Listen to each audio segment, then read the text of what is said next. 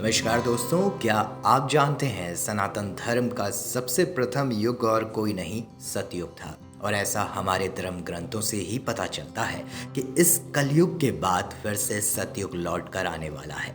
तो चलिए इस बारे में विस्तार से जानें। इस युग की बहुत सी विशेषताएं हैं। इस युग में पाप की मात्रा 0% होती थी, यानी कि सीधे शब्दों में कहें तो इस युग में पाप का कहीं नाम व निशान ही नहीं होता था। मनुष्य अपने शुद्ध आत्मिक रूप में शुद्ध चेतना के साथ एक दूसरे से व्यवहार करता था। मन से निर्मल और तन से पवित्र और बुद्धि से सात्विक हुआ करता था। सात्विक विचारों से सात्विक वाणी का आदान प्रदान करते हुए उस समय मनुष्य अपने जीवन को पूर्ण सात्विकता से परिपूर्ण रखता था। सत्कर्म और सदाचार से प्रभुत सतयुग में पुण्य की मात्रा धर्म का 4 भाग यानी कि 100% होती थी। तभी कहा जाता है कि सतयुग में धर्म के 4 चरण थे: सत्य, तप, दया एवं पवित्रता। इनको चरण इसलिए कहा गया है क्योंकि इनके आचरण से ही धर्म खड़ा होता है। शास्त्र कहते हैं आचार प्रथमो धर्म, जिसका अर्थ है जिसमें सबकी सामाजिक, आर्थिक, आध्यात्मिक, शैक्षणिक सब प्रकार की उन्नति हो, वो धर्म है। और सतयुग में सिर्फ एक ही धर्म था जो मनुष्य शास्त्र के रूप में सब लोग निर्वाहन करते थे। सबके पास पहले से वृहत ज्ञान और शक्तियां होती थी। उस समय पुण्य ही पुण्य था,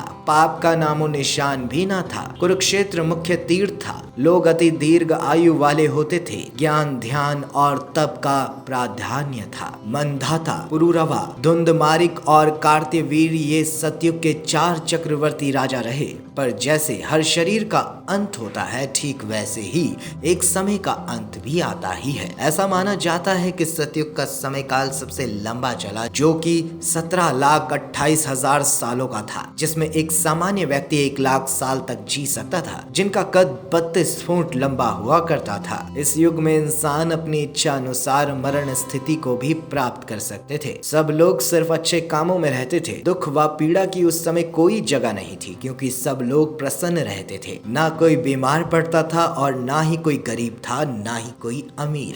सब समान हुआ करते थे और सिर्फ भगवान की भक्ति में लगे रहते थे। इस युग में भगवान ने 4 अवतार लिए थे, जिनके नाम थे वराह, नरसिम्हा, कूर्मा और मत्स्य। यह सभी अवतार भगवान विष्णु द्वारा धर्म की रक्षा के लिए राक्षसों का वध करने, वेदों का उद्धार करने और पृथ्वी की रक्षा करने के लिए किए गए थे। धर्म ग्रंथों के अनुसार पुरातन समय में दैत्य हिरण्याक्ष ने जब पृथ्वी को ले जाकर समुद्र में छिपा दिया था, तब ब्रह्मा की नाक से भगवान विष्णु वराह रूप में प्रकट हुए और उसके पश्चात भगवान विष्णु ने नरसिंह अवतार लेकर दैत्यों के राजा हिरण्यकश्यप का वध किया था, क्योंकि हिरण्यकश्यप स्वयं अपने ही पुत्र प्रहलाद को मारने वाला था। तब भगवान विष्णु नरसिंह का अवतार लेकर खंबे से प्रकट हुए और उन्होंने अपने नाखूनों से हिरण्यकश्यप का वध किया। सतयुग में फिर भगवान विष्णु ने तीसरा अवतार कूर्म यानी कछुए के रूप में लिया। कहा जाता है कि कूर्म का अवतार लेकर भगवान ने समुद्र मंथन में सहायता की थी। पुराणों के अनुसार भगवान विष्णु को सतयुग में सृष्टि को प्रलय से बचाने के लिए फिर चौथा अवतार मत्स्य अवतार के रूप में लेना पड़ा था, जिसके बारे में समय आने पर मत्स्य रूपधारी भगवान विष्णु ने राजा सत्यव्रत को तत्व ज्ञान का उपदेश दिया था, जो मत्स्य पुराण नाम से प्रसिद्ध है। कुछ मान्यता के अनुसार जानकारी प्राप्त होती है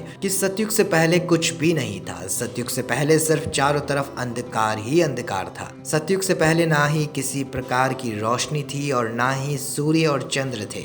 सबसे पहले सतयुग का प्रारंभ हुआ था। इसके बाद त्रेता युग, फिर द्वापर और फिर कलयुग का आरंभ हुआ था। और कहा जाता है कि कलयुग के अंत में भगवान विष्णु कल्कि अवतार लेकर सभी दुष्ट जन और पापियों का नाश करेंगे और सतयुग की पुनः स्थापना करेंगे। इस तरह कलयुग के बाद सतयुग फिर लौट कर आएगा, जिससे सभी मानव जन का कल्याण होगा। तो इस प्रकार सनातन धर्म का सबसे प्रथम और अंतिम युग और कोई नहीं सतयुग ही होगा। तो बोलिए सनातन सतयुग की जय।